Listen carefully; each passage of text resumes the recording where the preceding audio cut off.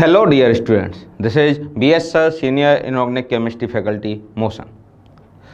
बेटा exam pass आ रहे हैं, अब कुछ ही दिन बचे हुए हैं। ऐसे में सब कुछ रिवाइज करना शायद हमारे लिए पॉसिबल नहीं होगा।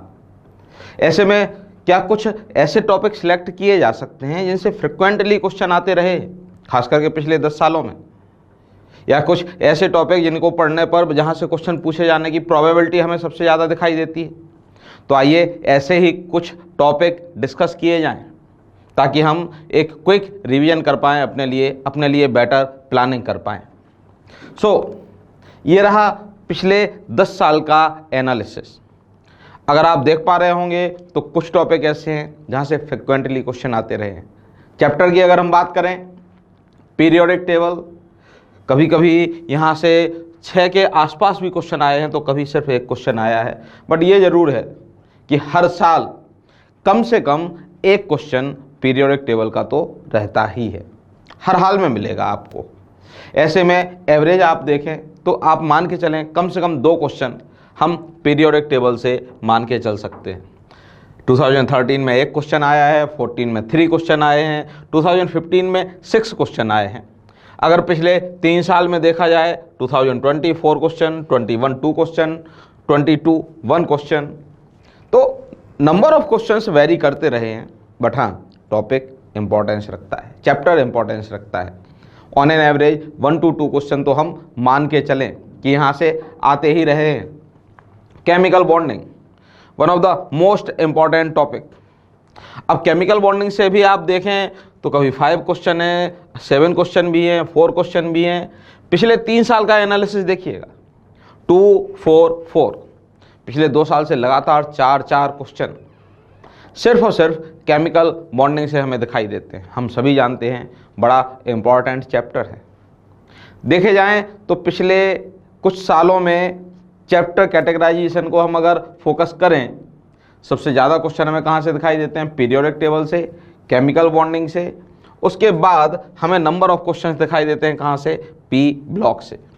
ध्यान दीजिएगा, periodic table, chemical bonding, P block. Although P block के बहुत सारे क्वेश्चन ऐसे भी होते हैं जो हम पीरियोडिक टेबल और केमिकल बॉन्डिंग में ही कवर कर जाते हैं। उन कंसेप्ट को यूज़ करते करते हम सॉल्व कर लेते हैं, तो ऐसा कुछ एक्स्ट्रा एफर्ट उनके लिए नहीं लगाना पड़ता। बट हाँ, दिमाग में रहना चाहिए कि पीरियोडिक टेबल, केमिकल बॉन्डिंग और पी ब्लॉक, इनमें भी सबसे ज़्यादा वेटेज किसका? केमिकल बॉन्डिंग का। उसके बाद रिमेनिंग चैप्टर्स हैं जहाँ पर आप देख पा रहे होंगे एस ब्लॉक से कभी कभी क्वेश्चन नहीं भी आया है, कभी 2 आ गए हैं तो कभी 1 क्वेश्चन आ गया है। D and F block element से कभी कभी क्वेश्चन नहीं भी आया है, कभी 3 भी हैं, कभी 2 भी हैं। But on an average 1 question लेके चलें तो एस ब्लॉक से 1 question, D and F block से 1 क्वेश्चन। हाइड्रोजनेट्स कंपाउंड्स रेयर केसेस में क्वेश्चन आते रहे हैं। बट पिछले 2-1 साल का अगर हम ट्रेंड देखें, 2022 को छोड़ दें, तो हर साल एक ना एक क्वेश्चन तो आया ही है। अब बेटा हाइड्रोजनेट्स कंपाउंड बड़ा छोटा सा चैप्टर है, उस एक छोटे से चैप्टर को पढ़ के हम सिंपल एक क्वेश्चन सॉल्व कर सकते हैं। अपने आप में एक शानदार बात है कि एफर्ट कम लगेगा और क्वेश्चन आसानी से सॉल्व हो जाएगा। ठीक ऐसा ही मामला डी एंड एफ ब्लॉक का भी है। चैप्टर छोटा है और हर साल क्वेश्चन आता है। तो बेटा ये ना सोचें कि सर ये डी एंड एफ ब्लॉक से तो एक ही क्वेश्चन आएगा, हाइड्रोजनेट्स कंपाउंड से एक ही क्वेश्चन आएगा। अरे भाई, ये चैप्टर छोटे हैं, इनके लिए मेहनत कम लगेगी, आउटपुट ज़्यादा आएगा, है ना। ये अपना ओवरऑल एनालिसिस जो हमें बताता है कि पीरियोडिक टेबल, केमिकल बॉन्डिंग, इनमें भी केमिकल बॉन्डिंग बहुत ज़्यादा फोकस की ज़रूरत होती है। केमिकल बॉन्डिंग के बाद आप जा सकते हैं पीरियोडिक टेबल पर, पी ब्लॉक पर, देन उसके बाद कोऑर्डिनेशन कंपाउंड, कोऑर्डिनेशन कंपाउंड के बाद बाकी सारे टॉपिक। कोऑर्डिनेशन कंपाउंड भी बेटा मेहनत कम है, हर साल ऑन एन एवरेज आप 2 क्वेश्चन मान सकते हैं इससे, और कई बार तो आप देख सकते हैं 3-3 4-4 क्वेश्चन आए। तो कोऑर्डिनेशन कंपाउंड भी ऐसा ही है जहाँ पर कम मेहनत से ज़्यादा आउटपुट आप ले सकते हैं। चलिए, एक तो एक ब्रीफ इंट्रोडक्शन हो गया प्रीवियस ईयर एग्जाम के क्वेश्चन का, बट उससे भी कहीं ज़्यादा ज़रूरी हमारे लिए है कि सर टॉपिक कौन कौन से पढ़ें, क्योंकि चैप्टर तो हमें भी पता है। हमें पता है कि कौन से चैप्टर से ज़्यादा क्वेश्चन आ सकते हैं, कौन से चैप्टर से कम आ सकते हैं, बट कौन से टॉपिक से क्वेश्चन आएंगे ये हमारे लिए ज़्यादा ज़रूरी है। देखें ज़रा, मैंने सीक्वेंस में अरेंज करने की कोशिश की है कि आखिर किस सीक्वेंस में क्वेश्चन पूछे गए हैं। इलेक्ट्रॉनिक कॉन्फ़िगरेशन से बेटा ऑलमोस्ट फ्रिक्वेंटली क्वेश्चन आते रहे हैं। कभी वो electronic configuration D block element से होता है, कभी वो एफ ब्लॉक एलिमेंट से होता है, कभी अबाव प्रिंसिपल के बिहाफ पर एनर्जी का ऑर्डर पूछ लेते हैं।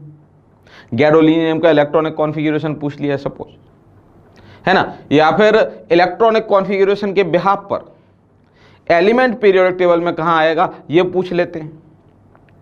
जैसे एटॉमिक नंबर 114 है, अब इस एलिमेंट को कहाँ आना चाहिए पीरियोडिक टेबल में। तो इस तरह के क्वेश्चंस आपको ढेर सारे देखने को मिल जाते हैं। तो याद रखिएगा, सबसे ज़्यादा क्वेश्चंस जो हमें दिखाई देंगे वो इलेक्ट्रॉनिक कॉन्फ़िगरेशन से दिखाई देंगे। मैक्सिमम क्वेश्चन इलेक्ट्रॉनिक कॉन्फ़िगरेशन से आते हैं।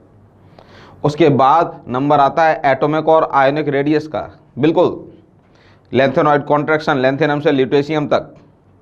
इसके अलावा आप S block, P block, iso electronic species, किसका साइज ज़्यादा है, किसका साइज कम है, फ्रिक्वेंटली क्वेश्चन आते रहे हैं। तो पीरियोडिक टेबल में सबसे ज़्यादा क्वेश्चन कौन से टॉपिक से हमें देखने को मिलते हैं, इलेक्ट्रॉनिक कॉन्फ़िगरेशन से। उसके बाद नंबर किसका आता, एटॉमिक आयोनिक रेडियस का। फिर क्वेश्चन कहाँ से हमें दिखाई देते हैं, आयोनाइजेशन एनर्जी से। इलेक्ट्रॉन गेन एंथैल्पी से भी हमें क्वेश्चन दिखते हैं, बट फ्रिक्वेंसी कंपैरेटिवली कम है। इवन दो यहाँ पर एक इंटरेस्टिंग बातचीत है, इलेक्ट्रोनेगेटिविटी। आप देखें तो इलेक्ट्रोनेगेटिविटी से बहुत कम क्वेश्चंस हमें दिखाई देते हैं।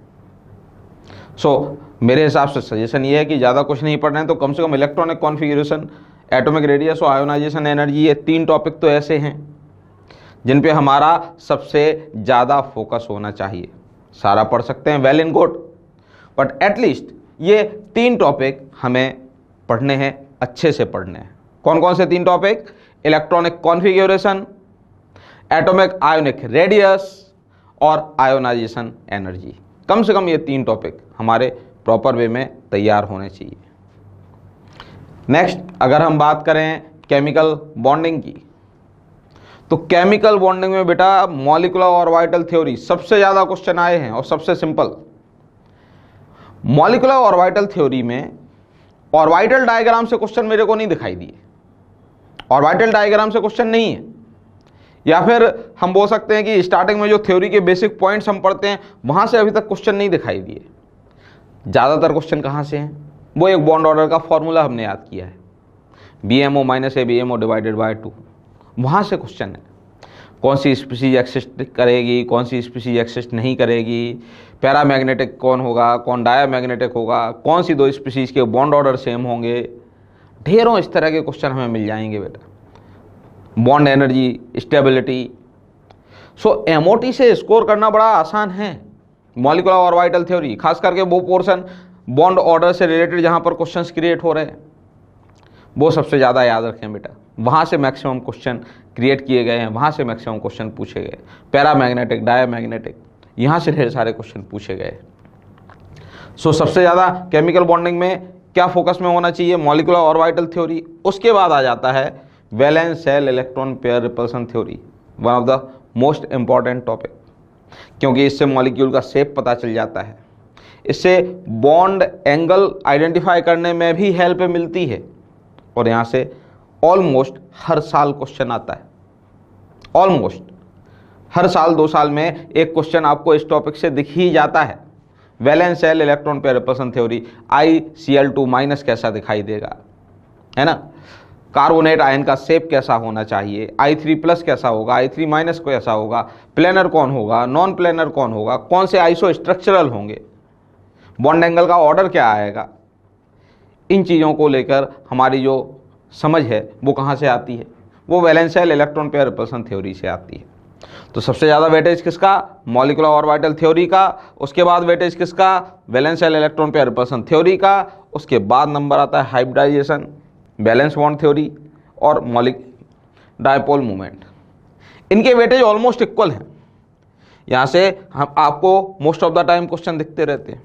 आयनिक बॉन्ड लेस फ्रिक्वेंट है, कंपैरेटिवली क्वेश्चन कम दिखाई दिए हैं, बट आते रहे हैं।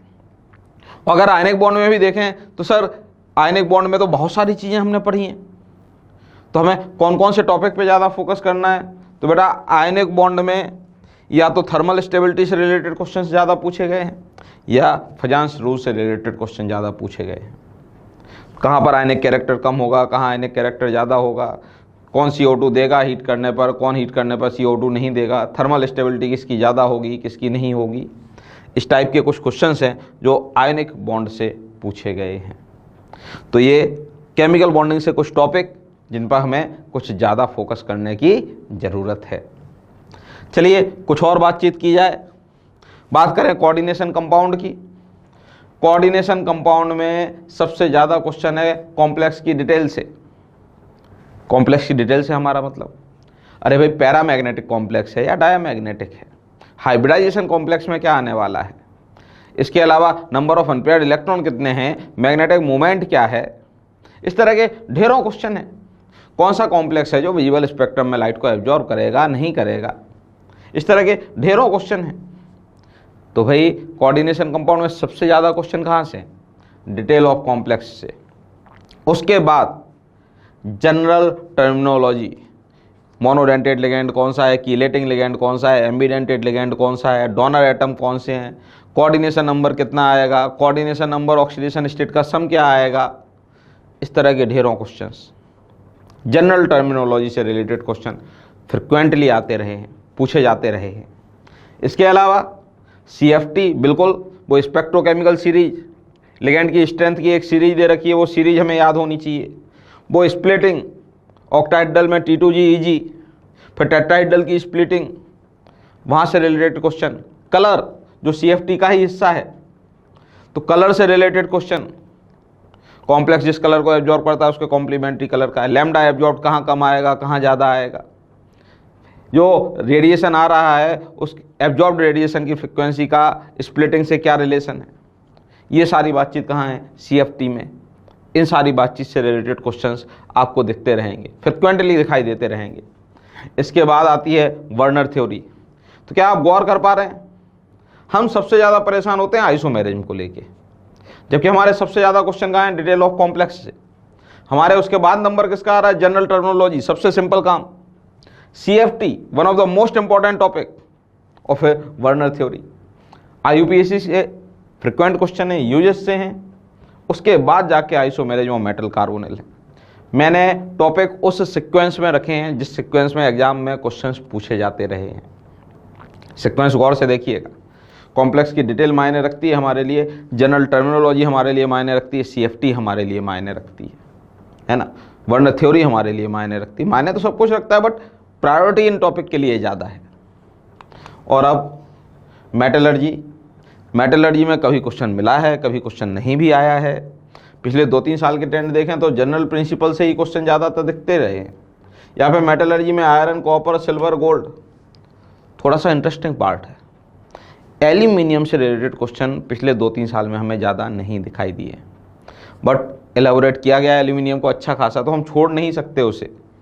ऑल्दो पिछले 2-3 साल में यहाँ से क्वेश्चन नहीं है, फिर भी एल्यूमिनियम की मेटलर्जी को छोड़ा नहीं जा सकता, ध्यान रखिएगा, है ना। बाकी मेटलर्जी से इन 2 टॉपिक से ही आपको मैक्सिमम क्वेश्चन दिखे हैं।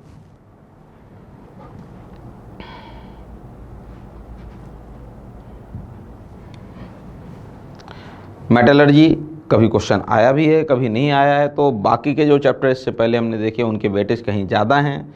मेटलर्जी में फ्रिक्वेंसी नंबर ऑफ क्वेश्चंस की कंपैरेटिवली कम है। बट मेटलर्जी एंड D&F ये कुछ ऐसे टॉपिक है ना, मेहनत कम है, आउटपुट ज़्यादा है। हमें उतना ज़्यादा नहीं पढ़ना पड़ेगा, कम रिवाइज करेंगे फिर भी यहाँ से क्वेश्चंस ज़्यादा सॉल्व हो जाते हैं। D ब्लॉक में जनरल कैरेक्टरिस्टिक्स से क्वेश्चन भरे पड़े, melting point, oxidation state, magnetism, interstitial compound, question आते रहते हैं यहाँ से, है ना। और उसके बाद सरप्राइजिंगली KMnO4, K2Cr2O7 के बारे में उतनी ज़्यादा बातचीत नहीं हुई है, इवन दो पिछले कुछ साल में F ब्लॉक एलिमेंट से क्वेश्चन का ट्रेंड बढ़ गया है। ऑल दो F ब्लॉक एलिमेंट के वो क्वेश्चंस हम पीरियोडिक टेबल के बिहाफ पर भी सॉल्व कर पाते हैं, बट हाँ F ब्लॉक एलिमेंट से ट्रेंड थोड़ा सा है। ऑल दो वो क्वेश्चन हम कहाँ कवर कर जाते हैं, पीरियोडिक टेबल में। सो ये एक एनालिसिस है D&F ब्लॉक के लिए। हमारे लिए मोस्ट इंपॉर्टेंट टॉपिक क्या है, general characteristics, melting point, boiling point. Boiling point तो खैर उतना डिटेल में डिस्कस करने की जरूरत नहीं, मेल्टिंग पॉइंट पे ध्यान दें। ऑक्सीडेशन स्टेट, मैग्नेटिज्म, वो हम वैसे भी कोऑर्डिनेशन कंपाउंड में पढ़ लेते हैं। इंटरस्टिशियल कंपाउंड, नेक्स्ट बात करें हम पी ब्लॉक एलिमेंट की। पी ब्लॉक एलिमेंट में सबसे ज़्यादा क्वेश्चन नाइट्रोजन फैमिली से पूछे जा रहे हैं। अच्छा, नाइट्रोजन फैमिली के बाद नंबर किसका आता है? हेलोजन फैमिली का, फिर ऑक्सीजन। यानी 12th क्लास का जो पी ब्लॉक है उसका वेटेज हमें ज़्यादा दिखाई देता है। उसके बाद हमें दिखाई देता है कौन सा? 11th क्लास का पी ब्लॉक। नोबल गैसेस से क्वेश्चंस के आने की प्रोबेबिलिटी कंपैरेटिवली कम रही है, इसलिए वो टॉपिक है भी छोटा सा, बहुत ज़्यादा क्वेश्चन वहाँ पर हैं भी नहीं। सो सबसे ज़्यादा फोकस किस पे होना चाहिए? नाइट्रोजन फैमिली, हेलोजन फैमिली और ऑक्सीजन फैमिली पे बहुत सारे क्वेश्चन आए हैं। ऑल्दो कार्बन बोरॉन फैमिली में एफर्ट कम लगता है, आउटपुट ज़्यादा आता है। फिर वही बात, आप एस ब्लॉक और हाइड्रोजनेट्स कंपाउंड्स के लिए टॉपिक डिसाइड नहीं कर सकते वैसे तो, फिर भी आप पढ़ना चाहें तो acidic basic character oxide hydroxide का देख लें। इसके अलावा कुछ केमिकल NaCl हुआ, सोडियम बाइकार्बोनेट और कैल्शियम हाइड्रोक्साइड, इनकी डिटेल रखें, कम से कम इतना तो पढ़ें। फिर हाइड्रोजनेट्स कंपाउंड्स में हार्डनेस से रिलेटेड क्वेश्चन आने की प्रोबेबिलिटी दिखाई देती है। ऑल्दो अब तक बहुत ज़्यादा क्वेश्चन आए नहीं हैं इससे, बट फिर भी मैं कहूँगा कि हार्डनेस ऑफ वाटर तो कम से कम पढ़ा जाए और हाइड्रोजन के आइसोटॉप्स उनकी डिटेल रखी जाए। ये हमारा एनालिसिस था किसके लिए? इनऑर्गेनिक केमिस्ट्री के टॉपिक वाइज क्वेश्चन, जहाँ से क्वेश्चन पूछे जाने की प्रोबेबिलिटी ज़्यादा है, या फिर प्रीवियस ईयर एग्जाम में जहाँ से ज़्यादा क्वेश्चंस हमें दिखाई दिए हैं। Thank you very much.